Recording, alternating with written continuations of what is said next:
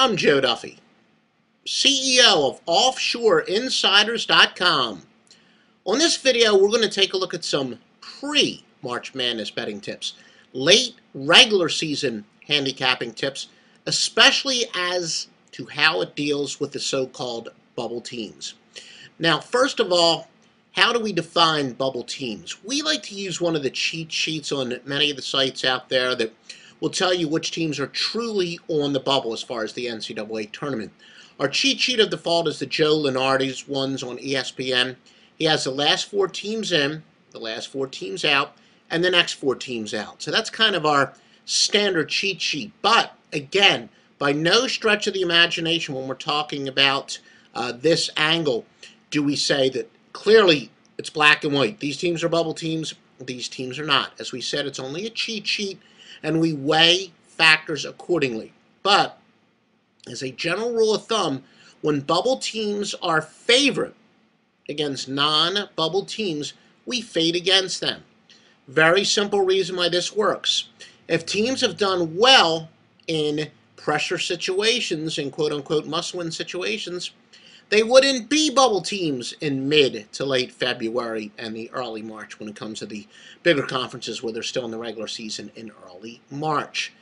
And if they are favorites, chances are they're playing to an also-ran, and that's especially when we like to go with the also-rans because, number one, the odds makers know that the public loves betting teams that quote-unquote need to win it more. So therefore, you're going to have to lay a premium with those teams, and you're getting an extra point or two when you're going against the also-rans. Second of all, it's pretty basic. When you're looking for undervalued teams late in the year, there are going to be more teams at the bottom of the standings than there are going to be at the top of the standings. Also, never forget that teams don't quit. I hear one of the most overused cliches is a certain team has quit. It really does not happen. And one thing that motivates teams at the end of the year is to be a spoiler, especially if they're playing on their home court.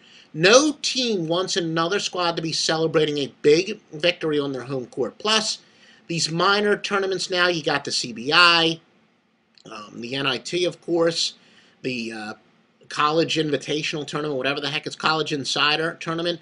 So there's at least enough of a carrot where virtually every team now plays in some type of postseason tournament.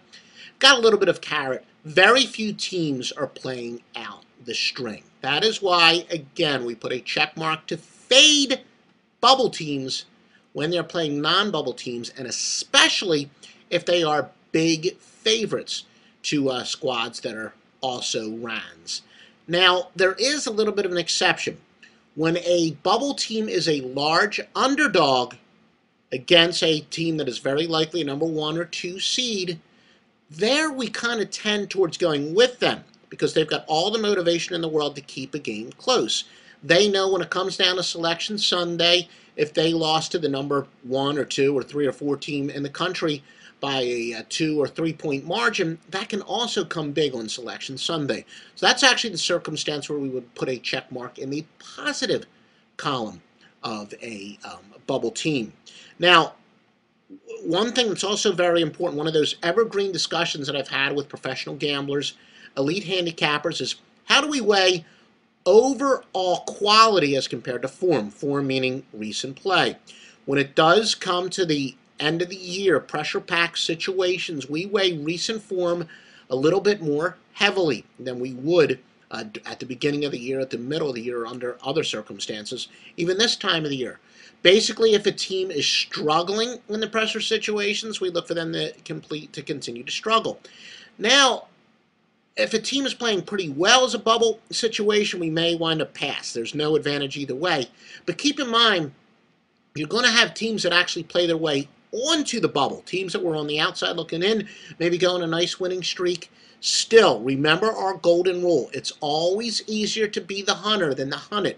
So even teams that are playing well and play their way onto the bubble, our normal rules for the most part still apply. But again, the bubble angle is not anything that is etched in stone, black and white, but it is an important factor that has to be weighed with a bunch of other factors.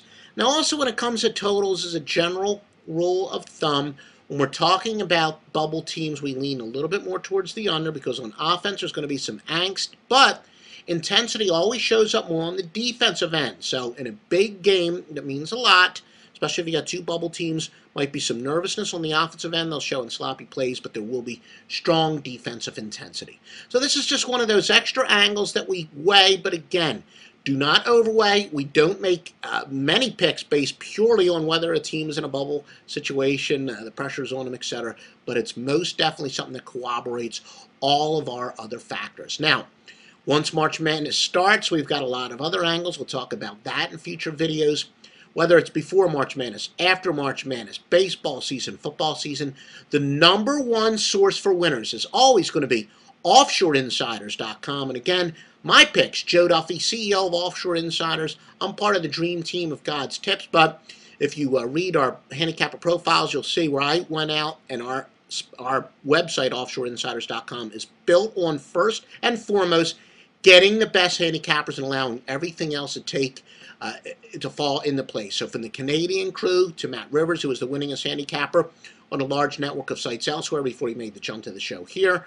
The Master Lock Line, which traces its roots back to the Super Lock Line when we were on the score phone, and even before that, the 976 Lock Line. All that and more is at offshoreinsiders.com.